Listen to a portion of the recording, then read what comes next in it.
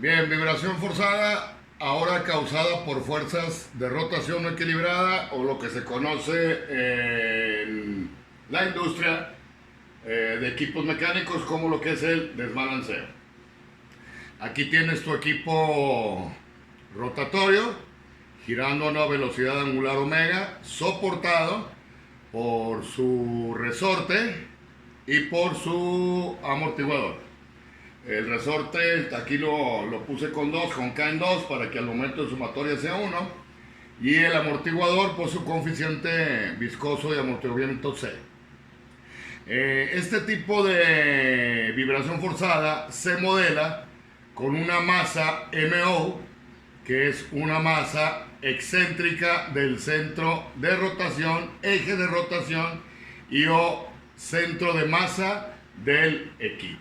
Entonces, MO es la fracción de la masa del equipo que nos puede generar un desbalanceo. Matemáticamente, para poder analizarlo esto matemáticamente, pues tienes tu eje vertical X.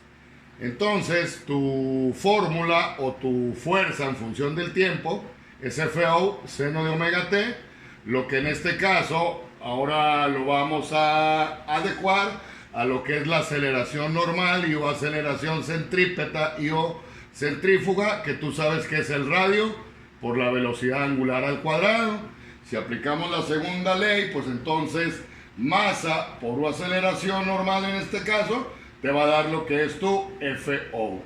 Por lo tanto, FO va a ser igual a MO por E, que quiere decir la excentricidad del eje de rotación a donde se ubica la masa MO, y omega cuadrado, pues quiere decir la velocidad angular de operación al cuadrado. Eso es igual a FO.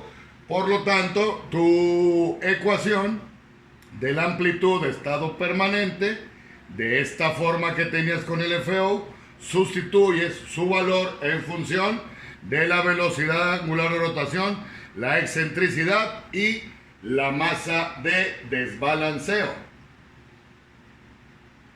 Ya con esta manipulación de la masa de desbalanceo y entre la masa M del equipo, vamos a llegar a una relación de amplificación, o sea, CMX en MON le vamos a llamar una relación de amplificación, cuya fórmula pues es esta que estoy mostrando aquí, en función de las velocidades angulares.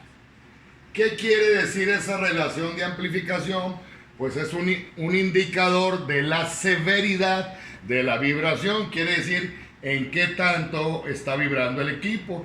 Por ejemplo, aquí tenemos una gráfica muy común, de las más utilizadas en la bibliografía y manuales de vibración, donde tenemos la relación de amplificación en función de la relación de frecuencias, y conforme en bajas frecuencias, por ejemplo, donde omega de operación es mucho menor que la frecuencia natural, repito, donde la frecuencia de operación es mucho menor que la frecuencia natural, pues prácticamente el indicador o relación de amplificación se vuelve cero. Esto quiere decir que hay una vibración muy baja o insignificante.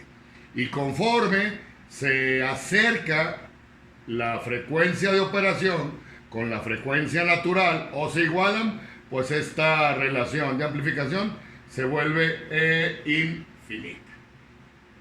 ¿Sí? Cuando esto fue en el área de baja frecuencia, resonancia, ahora voy a la parte de esta gráfica de frecuencias altas. ¿Qué quiere decir frecuencias altas? Donde la frecuencia de operación es mucho mayor que la frecuencia natural. Si nos vamos a la ecuación de estado permanente, entonces X, lo que es tu amplitud, se viene a tender a menos la fracción de MO en M por su excentricidad. ¿Qué quiere decir esto? Que si la fracción, si MO es una fracción de la masa del equipo, es una proporción pequeña de la masa del equipo, pues entonces la amplitud de la vibración disminuye, haciéndola controlable la operación del equipo. Eso en cuanto a desbalanceo. Ahora, esas fuerzas perturbadoras, FO, pues me lleva ahora al tema de las fuerzas transmitidas a la base o a la cimentación de montaje del equipo. ¿Cómo voy a modelar esto? Pues tienes FO, seno y omega T, que ya sabes que puede tener esta forma en función de la aceleración normal, que es la fuerza perturbadora. Entonces, en esta área de transmisión de fuerzas, quiero ver qué tanta fracción de la fuerza perturbadora se va a transmitir a la base del equipo. ¿Quiénes son las fuerzas que van a actuar en esa base del equipo? Pues la fuerza del resorte y la fuerza del amortiguador. Como estamos estudiando vibración forzada, o sea, la solución particular de la ecuación diferencial, entonces el desplazamiento y la velocidad deben ser de la parte o solución particular de la ecuación diferencial. Por lo tanto, la fuerza, por ejemplo, la fuerza máxima transmitida al resorte sería K por la amplitud de estado permanente. ¿Sí? Esta es la fórmula para la relación de transmisión y tenemos esta gráfica donde podemos notar que la relación de frecuencias de operación en frecuencia natural menor que raíz de 2 nos dispara mucho la relación de transmisión.